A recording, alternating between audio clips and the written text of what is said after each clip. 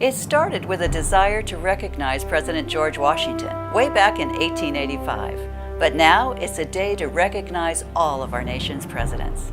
Hello, I'm Connie Vandeman Jeffrey, and this is All God's People. I always look forward to President's Day, not just because it's a day off, but because it's a day to honor and focus on the leadership of our nation. I got it from my dad, who had great respect for the leadership of our country. Washington and Lincoln were two of his favorite presidents, but he also loved Dwight D. Eisenhower, who served as the 34th President of the United States. During World War II, Eisenhower was a five-star general in the United States Army and served as Supreme Commander of the Allied Expeditionary Forces in Europe. He was a great Army general and statesman. We watched documentaries and read great biographies of presidents in my household growing up. I inherited my love of history from my dad. He had the privilege of attending several White House briefings and prayer breakfasts with religious leaders. This picture with President Gerald Ford is a reminder to me of my dad's respect for the presidency and commemorates his visit with one of three presidents during his life. Who is your favorite president? On President's Day, we each have the opportunity to reflect on the importance of leadership and to pray for those who guide our nation. Last week, we interviewed Elder Cherise Gardner, Associate Pastor of Eagle Rock Church in the Southern California Conference. Our team here was so touched by her passion for ministry, especially for our young people, and we were inspired by her vision of service. I really feel that the primary focus of my ministry is young people.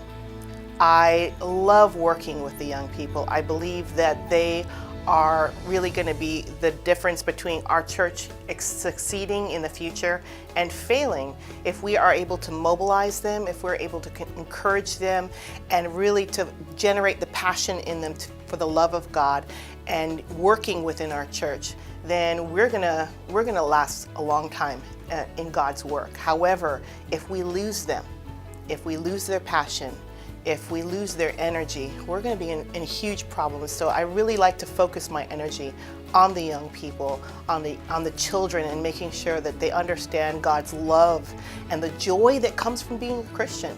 Thank you so much, Cherise. We are blessed by so many wonderful pastors throughout our union. Please pray that God will continue to bless and guide the men and women who bring spiritual leadership to our churches and ministries. Have you seen the historical profiles in the February Recorder? As part of the commemoration of Black History Month, we featured 4 unique profiles.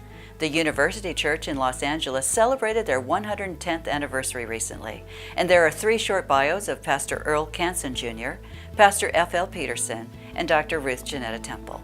4 remarkable profiles, past and present, that illustrate God's faithfulness through the years. I hope you enjoyed a special Valentine's Day this past week. On the day to celebrate all aspects of love, friendship, and admiration, did you send messages of appreciation and affection to your family and friends? I hope so.